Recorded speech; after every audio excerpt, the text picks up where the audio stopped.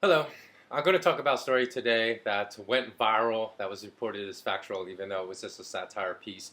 And that was how Tim Geithner, the current U.S. Treasury Secretary, had decided to phase out all pennies and nickels in the U.S. in early January of next year. And the reason given for that in the satirical piece was that it cost 4.8 cents to produce of copper to produce every penny, and 16 point something cents to produce every nickel. So because the costs were so prohibitive, uh, they said that they were going to phase out the penny nickel. And from that alone, you can actually could have extrapolated that this was a satire piece and not factual, although this story apparently went viral all over the internet and was reported by many, many sites as fact when it came out. I did see it when it first came out, but I doubted the veracity of that article just because uh, I don't think that the banks would produce a penny. There's 4.8 cents of copper in the penny because then people would just buy pennies and melt it down for the copper and resell it. Or if there were 16.2 cents a nickel in the nickel, they wouldn't produce it because people have already locked in over 300, well, over 200% profit just by buying nickels, melting down the nickel, and reselling the nickel to uh, buyers of nickel. So in any event, the reason I am discussing this event today is for the following. Now, I've always stated that bankers are malevolent, misanthropic people, but just because they're malevolent and misanthropic does not mean that they are not clever. So I have always predicted that to mask inflation, actually, the denominations of coins will become higher when inflation, when real inflation is actually soaring and the government is grossly misreporting and underreporting inflation with their official statistics, as we all know that governments all around the world do. So the reason for this being, or the reason I would speculate this to happen, is because people typically associate coins with inexpensive items. So, say a gallon of milk goes up to $10 a gallon. Well, if you can pay for a gallon with a $10 coin, there's just something psychological about that. People say, hey, oh, it's only a coin, and so it's really not that expensive.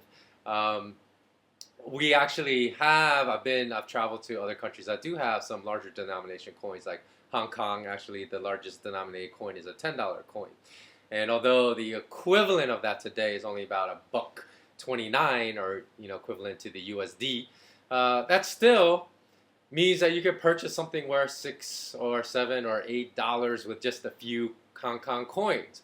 So normally you would think something that is worth $8 or $10 is not cheap. It's not expensive, but it's not cheap. You may think of it as cheap because you can buy it with just a few coins, or say you can pay for a meal that is like the equivalent of 15 US dollars with just a few coins. Then you might not think, hey, this is that expensive, when indeed what's really going on is masking the price of inflation and what banksters are doing to devalue currency. Now, on the flip side, which is really interesting, in the times that I spent in China, the largest denomination for a paper bill in China is 100 yuan. And that is the equivalent of only about $16. So it's not that there's nothing that is expensive in China. There is a lot of wealth, a lot of new wealth in Shanghai and in Beijing. So you can go out even just to restaurants and spend, the equivalent of $300, $400 on a meal easily. So if that's the case and you want to pay in cash, think about it. You're going to have to take 30, 40 bills with you, which seems ludicrous since the highest, denomination is only 100 yuan. But this actually may be a foreshadowing when I thought about why this is. Why don't they, make 2, 3, 500 yuan bills?